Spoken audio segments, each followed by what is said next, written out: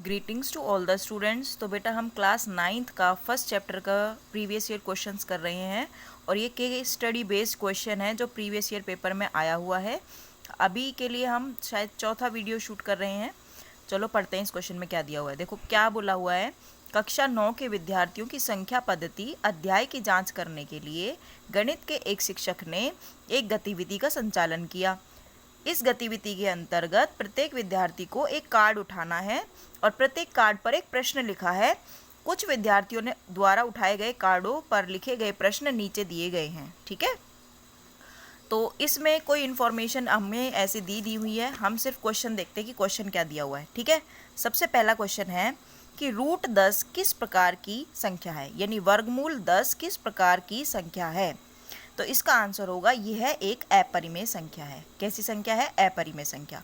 ये हम क्लास में भी बहुत अच्छे से पढ़ चुके हैं कि यदि कोई अभाज्य संख्या रूट के अंदर होती है तो वो कैसी संख्या होती है? अपरिमेय संख्या होती है। साथ ही साथ अगला क्वेश्चन है 1/√5 माइनस √3 के हर का परिमेयकरण कीजिए। ठीक है, चलो देखते हैं इस क्वेश्चन को कैसे सॉल्व करना है।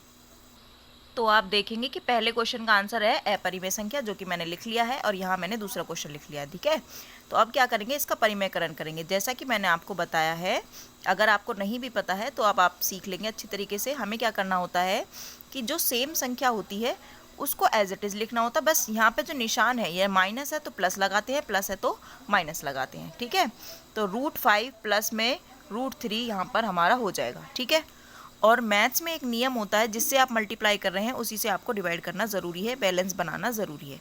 ठीक है, तो ऊपर की मल्टीप्लाई ऊपर होगी, जो कि हो जाएगा √5 प्लस में √3। ठीक है, और नीचे की मल्टीप्लाई नीचे करी जाएगी, यानी ये हो जाएगा √5 माइनस √3 ब्रैकेट √5 प्लस √3। ठीक है, अब एक रूल हमने पढ़ा था कि यदि a माइनस बी हो और a प्लस बी हो तो आपका आंसर होता है a² माइनस b²।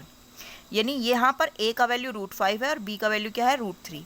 तो हम यहाँ क्या लिखेंगे, ये हो जाएगा √5 प्लस √3 डिवाइडेड बाय, यानी √5 का स्क्वायर हो जाएगा, बीच में आएगा माइनस और फिर हो जाएगा √3 का स्क्वायर। ठीक है, यानी इसका सॉल्यूशन होगा √5 प्लस में √3। अब यहाँ पर आप क्या देखेंगे कि रूट से स्क्वायर कैंसिल हो जाता है, तो यहाँ क्या बचेगा 5, और यहाँ रूट से ये स्क्वायर कैंसिल हो जाता है, यहाँ बचेगा 3, बीच में माइनस था।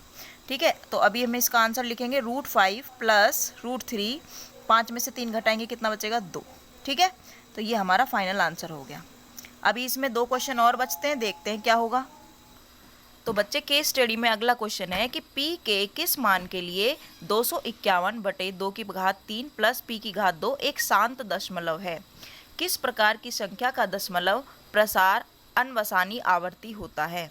ठीक है, तो हम ये पहले भी पढ़ चुके हैं कि दशमलव प्रसार अगर अनवसानी आवर्ती हो, यानी बार बार रिपीट नहीं हो, बस वो शांत हो जाए या डेसिमल एक्सपेंशन उसका ख़त्म हो जाए, टर्मिनेट हो जाए, शांत हो जाए, उसके लिए क्या होना चाहिए? बेस में 2 की घात होनी चाहिए और 5 की घात होनी चाहिए। इसका मतलब p का मान कितना होना चाहिए? 5।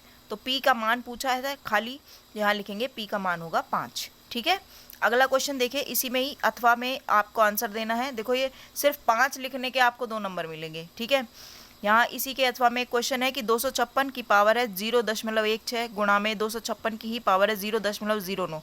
इनका मान ज्ञात करना है। चलो देखते हैं कि कैसे सॉल्व होगा। तो थर्ड क्वेश्चन में हमारा आंसर था p का वैल्यू 5, और चौथा क्वेश्चन जो कि इसी का अथवा था ये मैंने यहाँ लिख लिया है। देखो नियम क्या कहता है, यदि आधार अगर सेम हो तो पावर क्या हो जाती है? जुड़ जाती है। ठीक है, तो 0.16 में जमा हो जाएगी 0.09 की।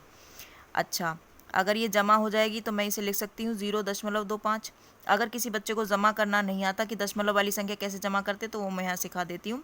दशमलव के नीचे दशमलव आना चाहिए, जमा और घटा दोनों ही ऐसे होते हैं। अब इसको जोड़ देंगे, 9 6 15, हासिल लगेगा 1, ये हो गया 2, दशमलव के नीचे दशमलव और 0 की जगह पे 0, तो ये हो गया। ठीक है, तो 256, ये इसका डेसिमल हटाएंगे तो ये हो जाएगा 25 बटे में कितना हो जाएगा? 100, और इसको कट कर देंगे। ठीक है, 25 को जब 100 से कट करेंगे तो कितना आएगा? 1/4। ठीक है, थोड़ा सा दिमाग लगेगा यहाँ पर, लेकिन इजी है, क्वेश्चन सॉल्व हो जाएगा। 25 को इससे कट करेंगे तो 25 चौक 100 होता है। ठीक है, तो 256 का जब आप फैक्टर करेंगे इस तरीके से, 256 को जब आप फैक्टर करेंगे ऐसे, तो आपके पास आएगा बेटा 2 की पावर 8। ठीक है, कितना आएगा? 2 की पावर 8 आएगा। और उसकी पावर क्या है? 1/4। और हमने सीखा है जब पावर की पावर होती है तो पावर क्या हो जाती है? मल्टीप्लाई। तो 4 से ये कट जाएगा 2 पर, तो क्या हो जाएगा? 2 की पावर 2, यानी 2 की पावर 2 कितना होता है? 4। तो हमारा फाइनल आंसर क्या होगा? 4 हो गया।